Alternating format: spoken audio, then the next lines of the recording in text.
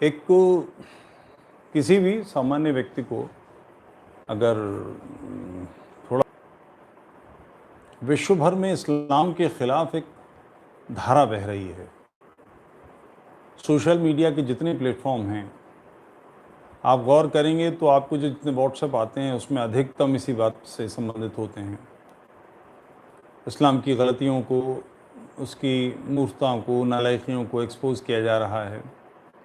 WhatsApp पे के अलावा ट्विटर पे एक घमासान सा मचा रहता है।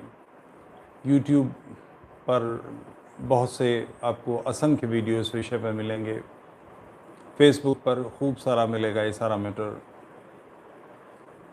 अखबारों में भी संपादकीय लेख इस विषय पर आते हैं। इस्लाम के विरोध में एक ज़बरदस्त धारा बह रही है।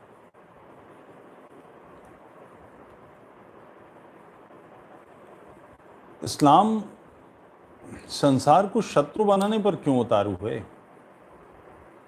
ऐसा तो है नहीं कि होली काऊ है इस्लाम और सारी दुनिया उसके खिलाफ तलवारें लिए घूम रही है। ऐसा तो कहीं दिखाई नहीं देता।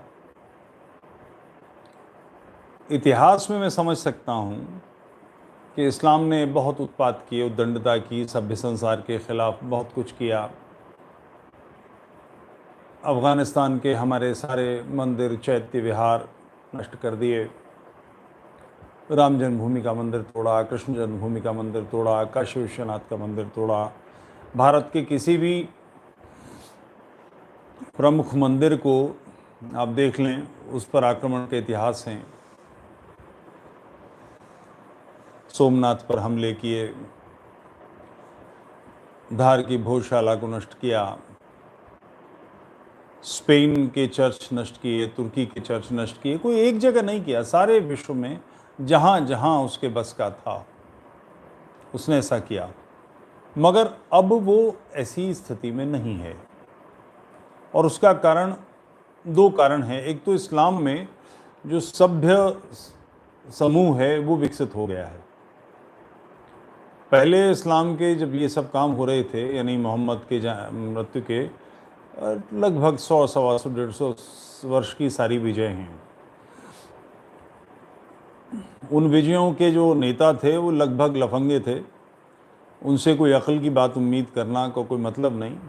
मगर बाद में धीरे धीरे अन्य सभ्यताओं के संपर्क में आकर, विशेष रूप से ईरान से शुरू हुआ था ये, और उनको समझ में आया कि जो जीवन शैली है, जो विचारधारा है कि इस किताब में कुरान के अलावा कुछ है तो मैं उसे इसलिए जला दूंगा, और अगर इसमें वही है जो कुरान में है तो इसे इसलिए जला दूंगा, इसकी ज़रूरत नहीं है। ऐसी बेहुदा सोच काल ने नष्ट कर दी। समझ में आया धीरे धीरे कि ये सब गड़बड़झाला है और उसकी प्रैक्टिसेस भी छूट गई। इस्लाम की जो सामान्य प्रैक्टिसेस हैं उसको छोड़े हुए मुसलमानों को सदियां गुजर गई हैं। आपको शायद ये अजीब सा लगे, मैं प्रश्न पूछता हूँ। अभी भारत में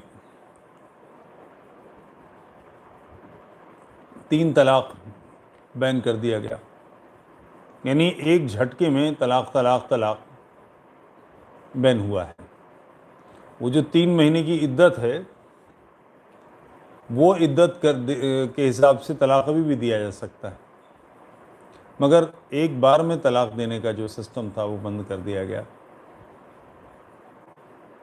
आपकी जानकारी में है कि नहीं, पाकिस्तान में 3 तलाक की प्रैक्टिस ख़त्म किए हुए सरकारी रूप से, कानूनी रूप से ज़माने गुजर गए। तुर्की ने कब की ख़त्म कर दी।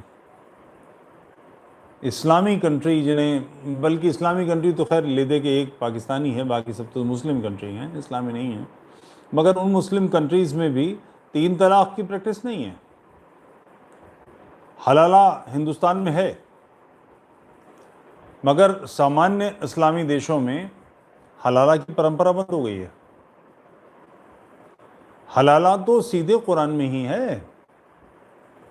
3 तलाक तो उमर फारूक जो खलीफा हुआ तीसरा, उसने राइज किया था। मगर हलाला तो कुरान में ही है। इसकी प्रैक्टिस बंद किए कितना ज़माना हो गया। इस्लाम का जो मूल नाम है वो मोहम्मडनिज़्म है और मुसलमान को मोहम्मडन कहा जाता था। उसका कारण था कि मुसलमान से ये एक्सपेक्ट किया जाता है और मुसलमान ख़ुद इस पर ज़ोर देते हैं कि मोहम्मद का किया हुआ जो उन्होंने अपनी ज़िंदगी में जीवन जिया है वो हदीसों में दर्ज है। उन सारी चीज़ों को प्रत्येक मुसलमान को अपने जीवन में उतारना चाहिए। इक्का दुक्का घटनाओं की बात नहीं करता मैं, मगर सामान्य रूप से क्या वो सारी चीज़ें चल रही हैं? आप पाएंगे नहीं चल रही हैं। मोहम्मद ने आयशा से शादी की थी जिस समय, तो उनकी आयु 51 वर्ष की थी और आयशा की आयु 6 वर्ष की थी। और हदीसों में 50 हदीस हैं, एक न दो। कोई अगर ये कहे कि नहीं उनकी शादी 6 वर्ष की उम्र में हुई थी और गोना 18 में हुआ था, 9 वर्ष की उम्र में, यानी 3 साल बाद उन्होंने केवल 3 साल तक ये त्याग रखा और उसके बाद यौन संबंध स्थापित किए। मुसलमान कितने ऐसे हैं जो 51 वर्ष की उम्र में 9 वर्ष की लड़की से यौन संबंध स्थापित करते हैं? कौन 6 साल की उम्र में अपनी बेटी की शादी 51 साल के आदमी से करता है, या 51 साल का आदमी किसी 6 साल की लड़की से शादी करता है? ये प्रैक्टिस बिल्कुल आउटडेटेड है। यमन में कुछ क्षेत्रों में है या कुछ अफ्रीकन कंट्रीज में, मगर सामान्य रूप से ये नहीं होता। इसके विकल्प अपवाद भी हैं। आयतुल्लाह खुमैनी ने खुद ऐसी एक बच्ची से 11, 12, 13 साल की कुछ लड़की थी, उससे शादी की थी। इस्लाम की दृष्टि में इस पर फतवा है, किसी भी उम्र की बच्ची लड़की से शादी की जा सकती है, बशर्ते वो मर्द का वजन बर्दाश्त कर ले। इस फतवे के बावजूद मुसलमान इसकी प्रैक्टिस नहीं करते।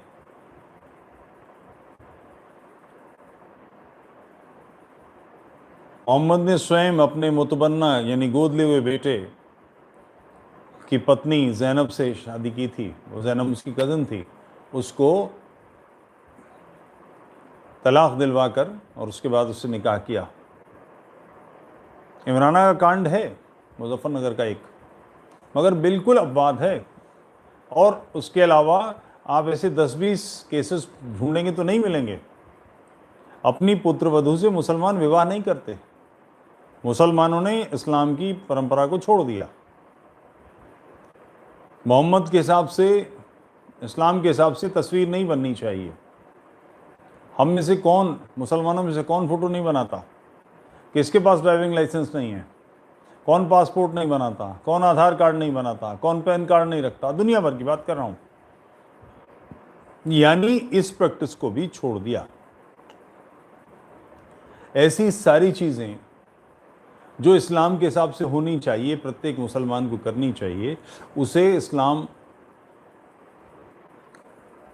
जिस पर ज़िद करता है कि ये होना ही चाहिए, पर्दा, फलाना, ढमाका, वो सब चीज़ें छूट चुकी हैं।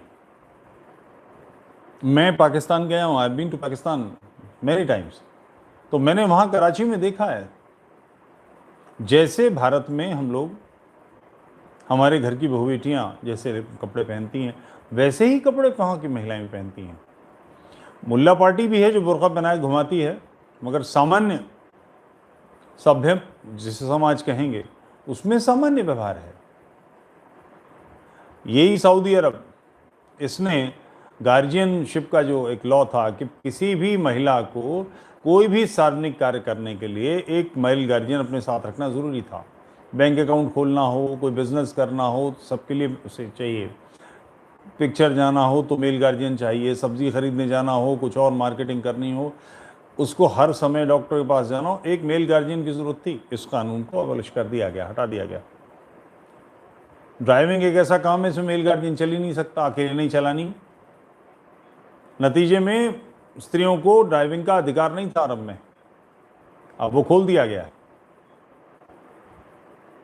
इस्लाम की जो प्रैक्टिस है वो पर्दा, और जिसके लिए पाकिस्तान के खास तौर पर मुल्ला बड़ा काँ करते हैं, वो सारी चीज़ें इस्लाम ने छोड़ दी। फिर भी सभ्य मुस्लिम विश्व में मुसलमानों में 2 वर्ग हैं। मुसलमानों का नेतृत्व तो सारे विश्व में जहाँ जहाँ मुस्लिम क्षेत्र हैं, मुस्लिम राष्ट्र हैं वहाँ पर सभ्य समाज करता है। और एक पैरेलल धारा है जो मोहम्मद के काल की चिंतन को, शरिया को नाफिज करना चाहती है। ये शरिया एक ऐसी चीज़ है जो मोहम्मद के काल से ही दुनिया में कभी नहीं हो पाया है। किसी कंट्री में शरिया कभी लागू नहीं हो पाया। 1500 वर्ष इस्लाम को आए हुए, इस 1500 वर्ष में कोई भी इस्लामी देश ऐसा नहीं, मुस्लिम देश ऐसा नहीं है जहाँ शरिया नाफिज किया। एक छोटा सा बड़ा ज़रा सा हिस्सा तालिबान का था अफ़गानिस्तान में, मगर तालिबान यानी पाकिस्तान की फोर्स जो सिविल ड्रेस में रहती थी, कोई लोकल लोग नहीं थे, वहीं के लोग थे सब, या बाहर से इकट्ठे हुए थे जो ओसामा बिन लादेन टाइप के लोग। उनका अफ़गानिस्तान में तब तक प्रभाव रहा जब तक उनके हाथ में शक्ति थी, और जब तालिबान की शक्ति टूटी तो अफ़गानिस्तान के पठानों ने कुचल के पत्थरों से मार दिया, तालिबान की दुर्गत कर दी। यानी तालिबान के लाए हुए शरिया के कानून को वहाँ के लोकल लोगों ने पसंद नहीं किया। तालिबान ने सारे महिलाओं के स्कूल बंद कर दिए थे, हर कॉलेज को लेडीज़ लड़कियों का बंद कर दिया।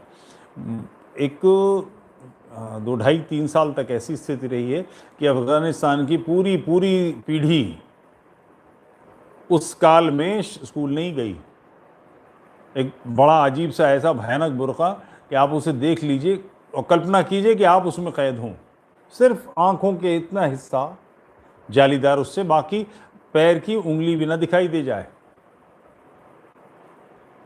तो उस सब को कोई सभ्य व्यक्ति नहीं पसंद करता। मुसलमानों के भी लोग जो शरिया के फेवर में भी सोचते हैं, वो लोग भी ऐसी बेहूदगियों को पसंद नहीं करते। यानी इस्लाम के अंदर भी एक रगड़ घिस चल रही है, एक टग ऑफ वॉर चल रही है। सभ्य मुसलमान, उसकी दौड़ में प्रत्येक मुसलमान, सामान्य मुसलमान सम्मिलित होना चाहता है।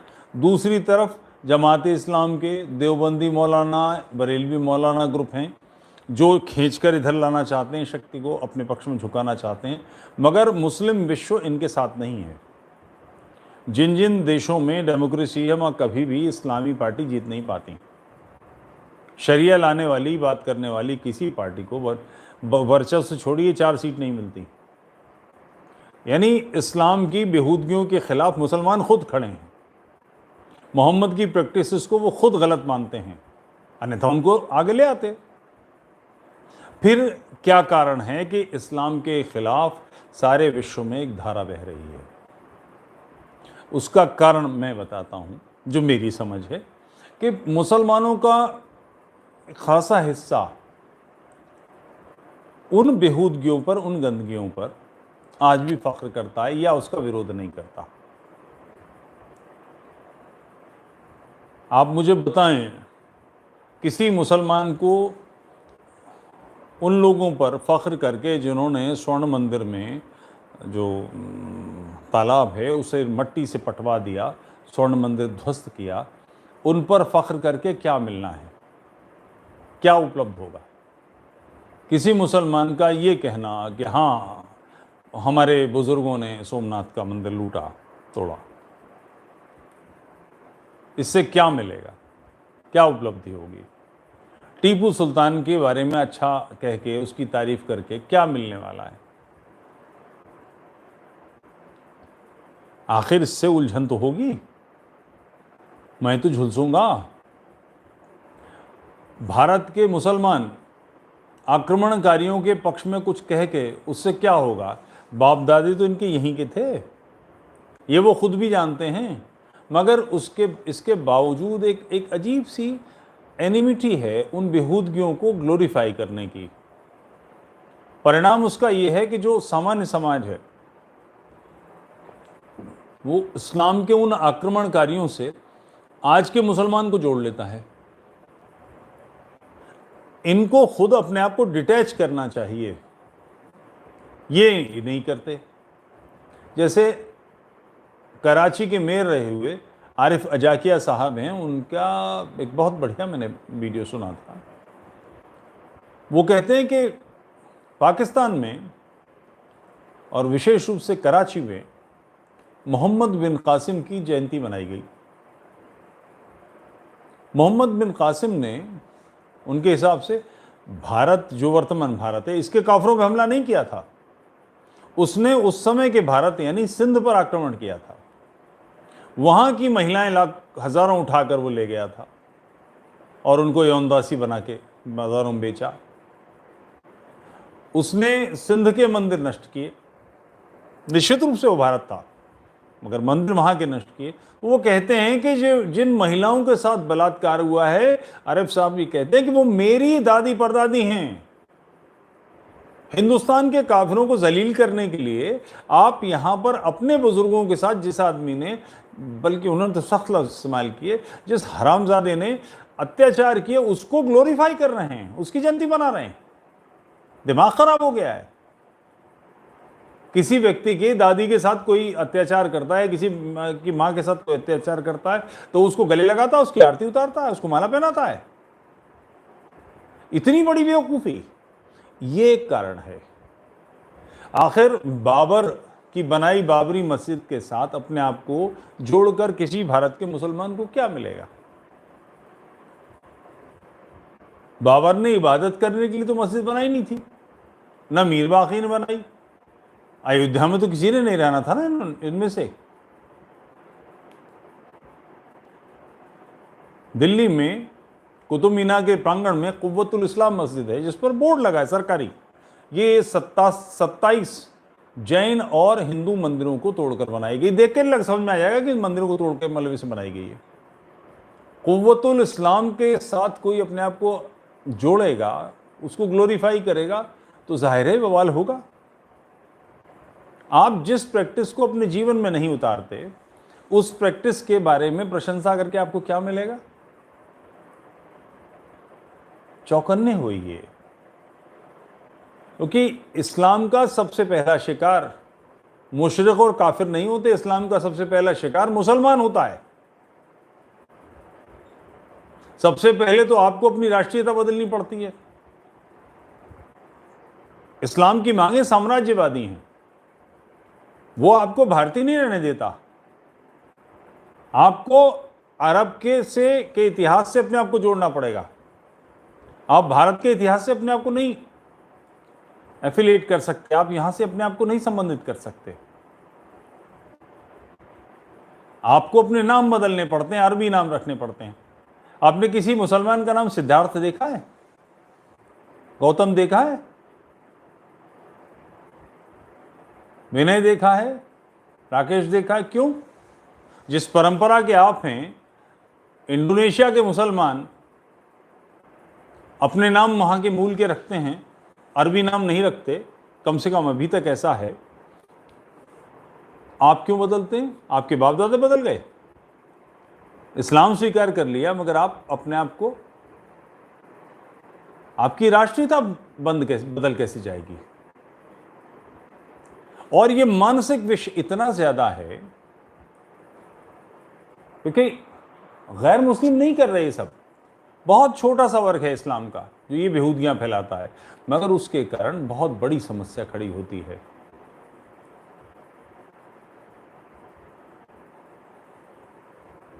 संसार को हमने जैसा पाया है, हमने जिस विश्व में आंखें खोली अपनी औलादों के लिए, अपने बच्चों के लिए, हम इससे बेहतर, शांतिपूर्ण, सभ्य छोड़कर जाएं, हमारी जिम्मेदारी है।